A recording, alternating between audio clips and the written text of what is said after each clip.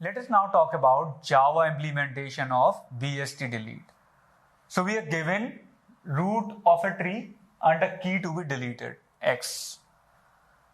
We talked about three cases.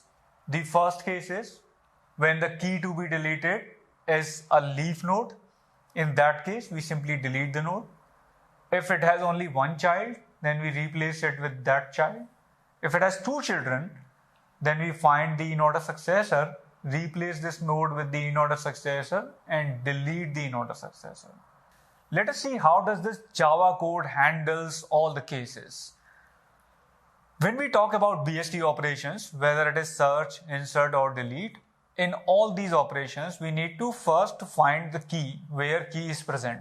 And search is all about finding. In insert and delete, the first step is finding.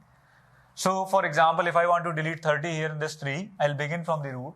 I'll know that 30, if it is there, it has to be in the left subtree. So I'll come here and I'll find it. That's what we are doing in this part of the code. If tree is empty, we simply return null because in that case you cannot delete anything. If root.key is greater, then we go to the left side. If root.key is smaller, then we go to the right side. That's the simple logic that we do in search and insert also. Now this part is where we actually delete the key when we find it. So we'll come to this part only when root.key is equal to X. And this is the code where we handle those three cases of deletion. What were those three cases? If the node to be deleted is a leaf node, we need to simply delete it.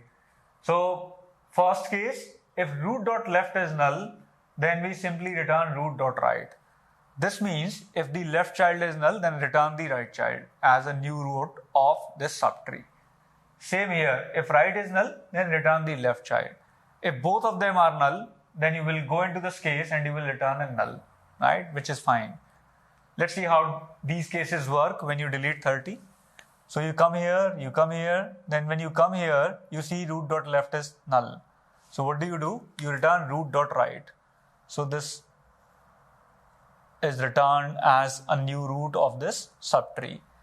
Now this call, the parent call, which had called for 30, will now make root.right equal to whatever is returned by this call. So this is going to make this as left child of this. So this is how this 30 is gone out of the picture and this becomes the new left child of 50. Let us see what happens when you delete 30 in this tree. You will begin from here. You will go to this part where you go to the left subtree. So you will come here and then when you begin your execution from this line, you will not fall in any of these three cases. You will come to the else part because root.key is equal to X. And when you come into this part, you will notice that root.left is null. So you will come into this if condition. And what you do in this condition, you simply return root.right. So you are going to return this 40 reference as a return value to the caller. And who is the caller of this function? The caller is parent of 30. So this is going to return this value to this caller. And what this caller does, it makes root.left equal to whatever is returned by the recursive call. So this is how these two nodes are going to connected and this node is going to go out of the picture. Let us now talk about an example where both left and right child are not empty. For example, you want to delete 50. So when you call for the root, you straight away come to the else part because you're not going to fall in any of these three conditions. And this match, because this matches with the root itself. So what you will do, you will find the successor because when you come inside this else part, you will not go into this if part, you will not go into this else if part, you will directly come here. And what this code says find the successor. And how do you find the successor? You first go to the right and then you go left. Suppose there was one more left with value 55, then you would have picked that. In this case, there is only one left, so you will pick 16. So the idea, the logic for finding the successor, the closest greater value, since you have to find the greater value, you simply go to the right. And now, the smallest greater value, how do you find the smallest value in this subtree, which is the right child of this node? You go left. That's how you find the smallest greater value, which is 16 in this example. And that's what we have done here. We go to the right first, then we check whether current is not null, and then we go current.left is not null, right? And we go current equal to current dot left. We keep on going the left. And finally, the leftmost child we return. So for 50, you are going to get the successor, which is a reference of this node, right? And we store it in a variable called successor. Once you get the successor, what are you going to do? You are going to make root.key equal to successor.key, which means you will make this as 60, right? And what do you do after that? You make root.write equal to delete node root.write successor.key. So you are going to delete this 60 from this subtree. And how do you delete it? You simply make a recursive call for root.write. So in the recursive call, what will happen? You will fall into the case root.left equal to null. Because when you come to 60, its left child is null. You will simply delete it. And that is a modified tree after deletion of 50. Now, one thing I want to clarify here is the successor logic that we have used in the deletion here, that works fine here, but that's not the general code for finding the successor.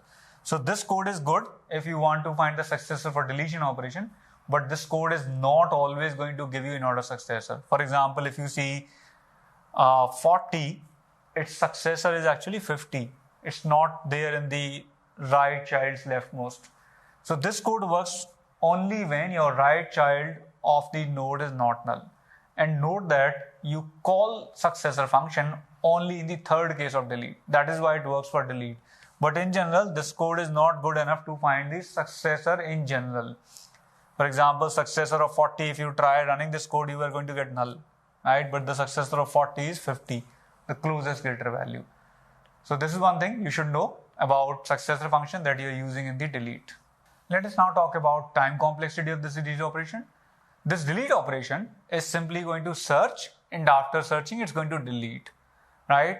So this is simply a big O of H operation, like search and insert. And auxiliary space, since it's a recursive function that we have written here, it's going to need big O of H auxiliary space in the worst case. Please note that, like insert and search, it's big O of H, and height can go up to n when your tree is completely skewed. When you have all the values increasing order and your tree becomes right. When your tree is completely skewed, in that case, the H can become n. But in case of cell balancing BSTs that we are going to talk about in upcoming videos, this height can be reduced up to log n. So your delete can become big O of log n in case of cell balance BSTs.